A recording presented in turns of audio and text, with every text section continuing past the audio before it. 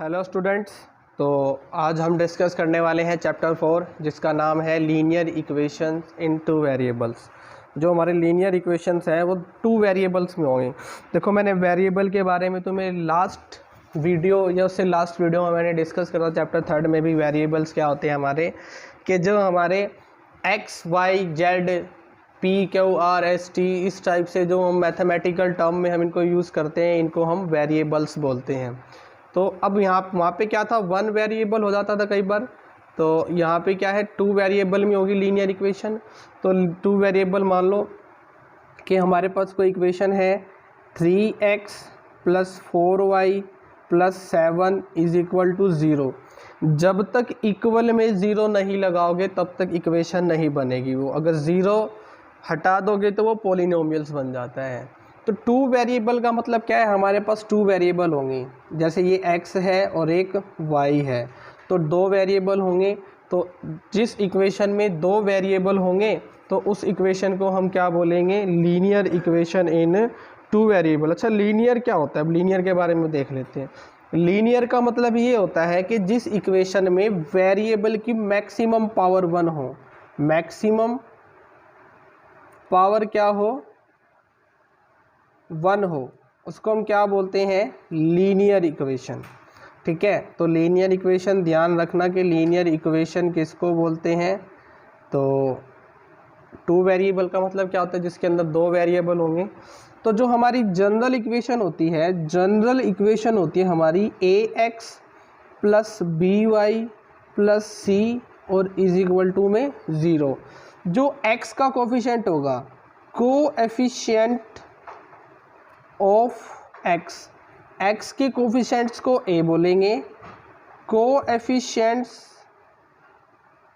Of y के coefficients को b बोलेंगे, और जो हमारी कांस्टेंट टर्म होगी, कांस्टेंट टर्म को c बोलेंगे। तो जनरल इक्वेशन याद होना ज़रूरी है कि जनरल इक्वेशन क्या है, ax + by + c। और जो इसका डिटेल में हमारे पास जो डिटेल में स्टडी है वो नेक्स्ट क्लास यानी 10th क्लास में है कि लीनियर इक्वेशन इन 2 वेरिएबल, वहाँ पे भी चैप्टर आता है ये। तो वहाँ पे डिटेल में इसको हम डिस्कस कर देंगे। तो तुम्हारे सिलेबस में जितना है उसी के हिसाब से मैं डिस्कस कर रहा हूँ।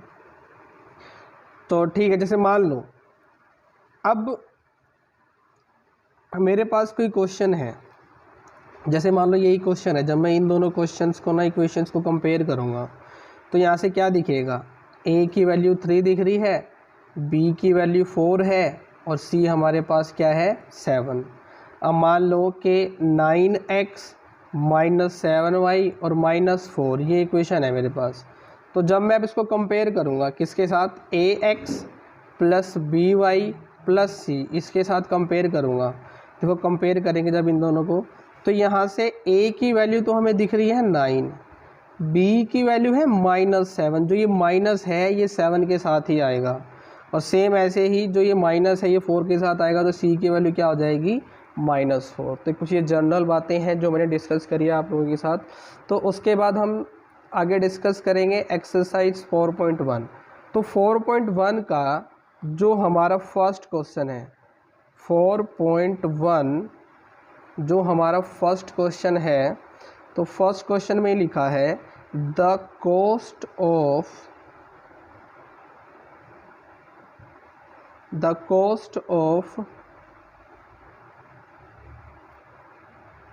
ए नोटबुक, कि कोई नोटबुक है उसकी जो कॉस्ट है is twice the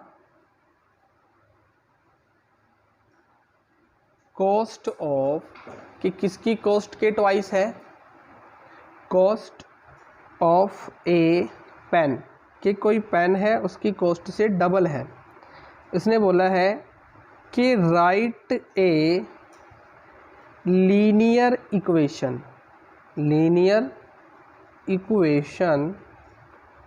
in 2 variables. कितने वेरिएबल्स में, 2 वेरिएबल्स में होगा। टू रिप्रेजेंट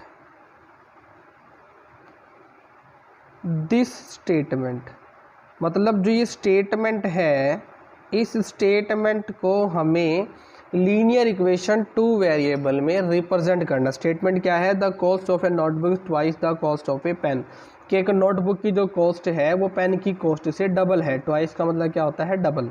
तो उसको हम सॉल्यूशन करेंगे। देखो क्वेश्चन में ना हिंट भी दे रखा है। हिंट क्या दे रखा है कि नोटबुक की कॉस्ट को ₹X मान लो और पेन की कॉस्ट को ₹Y। तो सेम पे वही लिख लेता हूँ मैं कि late the cost of notebook, कि जो नोटबुक की कॉस्ट है ना उसको मैंने मान लिया ₹X। क्या मान लिया मैंने? ₹X।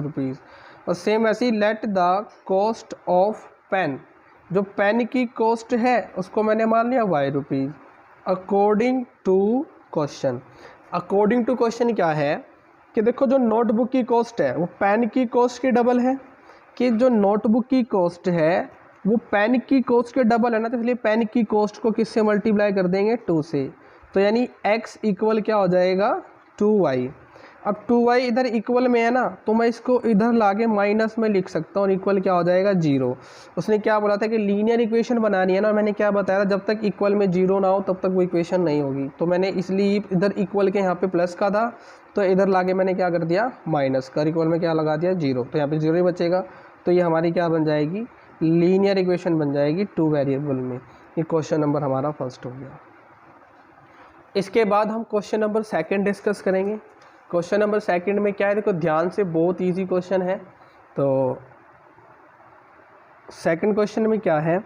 इसने बोला है कि express the following linear pair equation, या linear equation, following linear equations in the form ax plus by plus c equal to 0, इस फॉर्म में कन्वर्ट करना है and indicate the value of a B and C in each other, कि हर किसी में A और B की क्या निकालनी है? वैल्यू निकालनी है। अब देखो फर्स्ट पार्ट है हमारा। फर्स्ट पार्ट क्या है? 2x प्लस 3y इक्वल क्या है? 9.35। 5 के ऊपर क्या है? बार। इस बार का मतलब ये होता है कि ये 5 जो है बार बार रिपीट हो रहा है। तो देखो इसने क्या बोला है कि ax plus by plus c की फॉर्म में कन्वर्ट करना है। तो जब मैं इसको कन्वर्ट करूँगा, देखो ध्यान से, ये इक्वल के यहाँ पे प्लस में है तो इधर आके ये बनेगा माइनस में। क्या बनेगा? माइनस में। ठीक है। अब मान लो मुझे यहाँ पे बीच में प्लस लगाना हो, क्योंकि ax plus by plus c होता है ना, तो मैंने इसको माइनस को ना ब्रैकेट में लिख दिया, ये प्लस और ये c हो गया। अब जब मैं कंपेयर करूँगा, कंपेयर किसके साथ? ax plus by plus c equal 0 के साथ। तो यहाँ से देखो ध्यान से, a की वैल्यू तो 2 आ जाएगी क्योंकि x के साथ वाला a होता है, y के साथ वाला b होता है, और कांस्टेंट वाली जो टर्म होती है उसको c बोलते हैं। ऐसे ही हमारा सेकंड पार्ट है। सेकंड पार्ट है x minus y by 5 minus 10 equal 0। अब देखो मैंने क्या करा, इस 1/5 अलग लिख दिया, y अलग लिख दिया, माइनस 10 इक्वल 0। तो जब मैं कंपेयर करूँगा किसके साथ?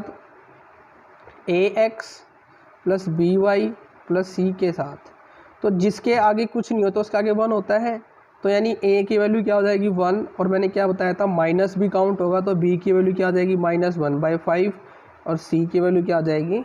माइनस 10। इसके बाद ये थर्ड पार्ट है हमारा। थर्ड पार्ट क्या है? Minus 2x plus 3y equal 6। अब इक्वल 6 है तो 6 को इधर लेके आना पड़ेगा, तो माइनस का 6 हो जाएगा। जब कंपेयर करूँगा मैं ax plus by plus c के साथ, तो देखो x के साथ वाला a होता है तो x के साथ क्या है? -2। y के साथ वाला b है तो 3 हो जाएगा। कांस्टेंट वाली टर्म क्या होती है? c।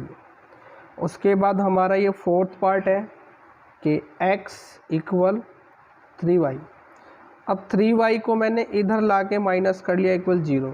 अब तक देखो ध्यान से, इसको कन्वर्ट करना है ना c की टर्म में, तो 0 इंटू सी हो जाएगा इक्वल 0। तो देखो कंपेयर करूँगा तो a की वैल्यू 1, b की वैल्यू -3, c की वैल्यू क्या हो जाएगी 0। ये हमारा हो गया फोर्थ पार्ट। ठीक है, इसके बाद फिफ्थ पार्ट है। फिफ्थ पार्ट में क्या है, 2x इक्वल है -5y। माइनस का 5y है तो इधर आगे प्लस का y इक्वल में 0। c वाली टर्म नहीं है तो c वाली लिखनी तो पड़ेगी, जब नहीं होती तो हम 0 इंटू सी लिख देंगे। कंपेयर करूँगा तो a की वैल्यू 2 आ जाएगी, b की वैल्यू 5 आ जाएगी, c की वैल्यू 0 आ जाएगी।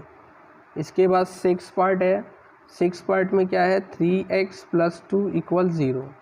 अब यहाँ पे y वाली टर्म नहीं है ना, तो 0 इंटू वाई हो जाएगा, +2 इक्वल में 0। कंपेयर करूँगा, a की वैल्यू 3, b की वैल्यू 0, c की वैल्यू 2। उसके बाद 7th पार्ट है। 7th पार्ट में क्या है, y - 2 इक्वल 0। यहाँ पे x वाली टर्म नहीं है, तो मतलब 0 into x plus y -2 equal 0। Compare करूँगा तो a की वैल्यू 0, b की वैल्यू 1 और c की वैल्यू -2। जिसके आगे कुछ नहीं होता उसके आगे 1 होता है ऑटोमेटिकली, तो 1 आ गया ये। इसके बाद हमारा 8th पार्ट है। 8th पार्ट है 5 इक्वल 2x। अब देखो इसको मैं ऐसे भी लिख सकता हूँ, मैं 2 को इधर 5 को इधर, तो 5 इधर आगे माइनस हो जाएगा। कांस्टेंट टर्म है लेकिन y वाली टर्म नहीं है, तो इसीलिए y वाली टर्म भी लगा देंगे, इक्वल क्या आ जाएगा 0। कंपेयर करूँगा तो a की वैल्यू 2, b की वैल्यू 0 और c की वैल्यू -5। तो यहाँ से हमारा a b c तीनों वैल्यू निकल के आ गई है। तो ये हमारी जो है एक्सरसाइज 4.1 जो है कंप्लीट है। इसके अंदर 2 ही क्वेश्चन हैं। इसके बाद नेक्स्ट क्वेश्चन जो है, नेक्स्ट टॉपिक में हम नेक्स्ट एक्सरसाइज को डिस्कस करेंगे। ठीक है, तो डिस्कस क्या करेंगे, देखो मैं पहले बता देता हूँ आपको। ये छोटी छोटी बातें जो है ज़रूरी होती हैं। लीनियर इक्वेशन क्या होती हैं, वेरिएबल्स क्या होती हैं। ठीक है, ये छोटी छोटी बातों को अगर डिस्कस करोगे आपस में बैठ के, या खुद से डिस्कस करोगे, या खुद ही उसको सॉल्व करने की कोशिश करोगे, तो आने वाली जो नेक्स्ट क्लासेस हैं तुम्हें उसमें दिक्कत नहीं आएगी। तो छोटे छोटे टर्म को कभी भी नेगलेक्ट नहीं करना चाहिए, क्योंकि छोटी छोटी टर्म से ही हम जो है बड़ी टर्म बना देते हैं। ठीक है, तो मे बी आई होप अच्छे से समझ आया होगा आप लोगों को। तो नेक्स्ट वीडियो में हम नेक्स्ट एक्सरसाइज को डिस्कस करेंगे। तो दिस वर्ड, थैंक यू।